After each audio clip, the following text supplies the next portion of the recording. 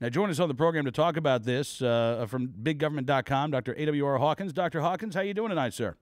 Oh, Cam, doing great. Great to be with you. Well, thanks for coming on the program. I loved your piece at BigGovernment.com. What if Richard Nixon had been president during Operation Gunrunner? And you know, thinking back, I just got through reading the book, The Boys on the Bus. I don't know why it took me so long to pick it up, but reading about, how Watergate, the story of Watergate slowly kind of trickled out into the press. And it wasn't just Woodward and Bernstein covering this. The New York Times was writing about it. The Los Angeles Times was writing about it as well.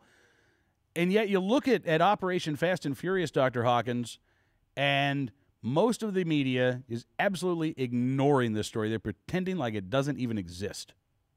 Yes, and Cam, as you know, this is a major story. Yeah. As I said in my article, no one died in Watergate. No one died as a result of Watergate.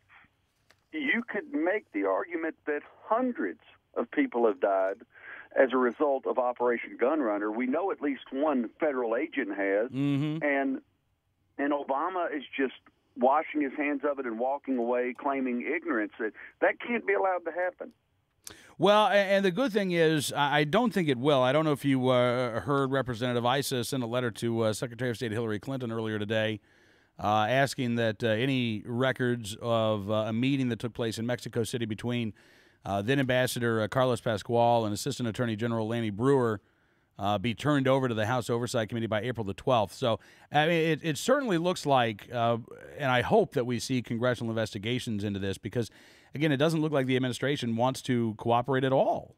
Oh no, and as you may have read today, National Review had a good piece up. Actually, it was yesterday, but where the Justice Department had originally said they knew nothing about this. It was all ATF, and then enough people who knew the Justice Department ratted them out, and they changed their position. So now we know the Justice Department knew and the ATF knew, and this is opinion, but if it goes as high as the Justice Department, I have a problem believing Obama didn't know about it. Well, yeah, and again, this is one of the problems is that, we have nothing but speculation because the administration hasn't made any definitive comments. I mean, President Obama did give an interview to Univision in which he said that he was unaware of the existence of the program. He said Eric Holder didn't know about the program, but again, one of the names that we've now heard mentioned twice is Assistant Attorney General Lanny Brewer.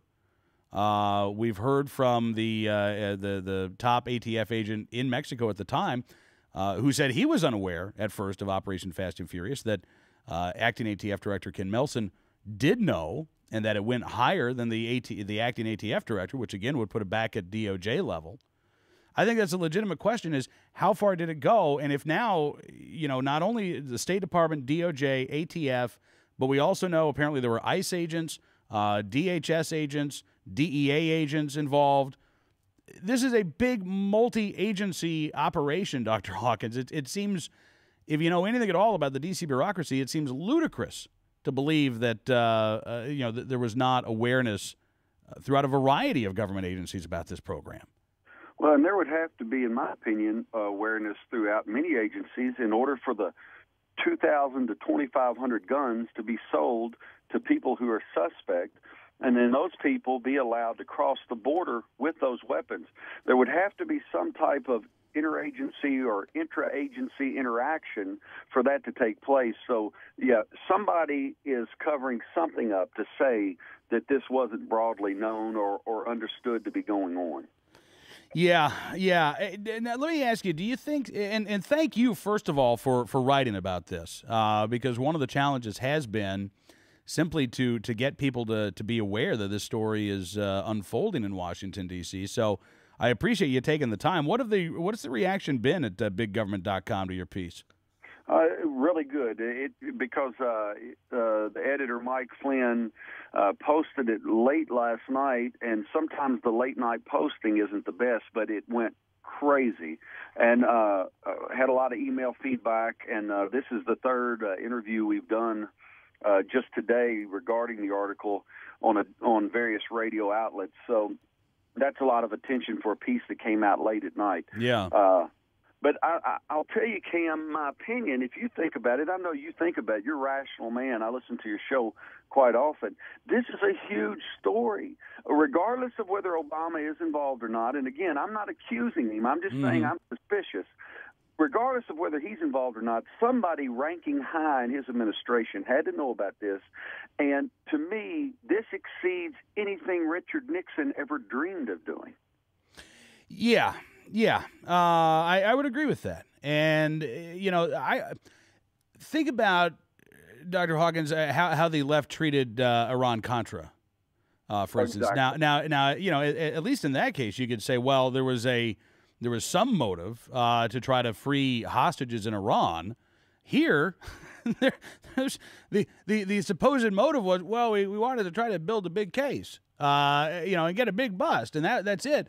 Other than that, the idea was, well, let's just let these guns end up in the hands of the cartels and see what happens. Yeah.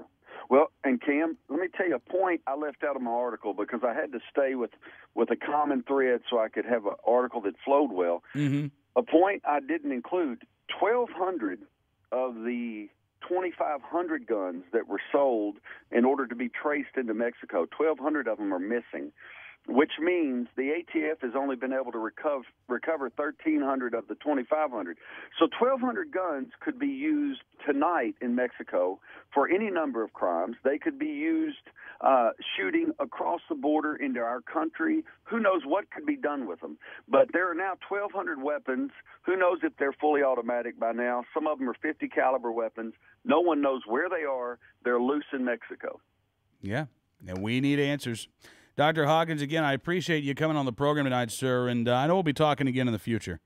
Thank you, Cam. It's always a pleasure. Dr. A.W.R. Hawkins joining us from BigGovernment.com.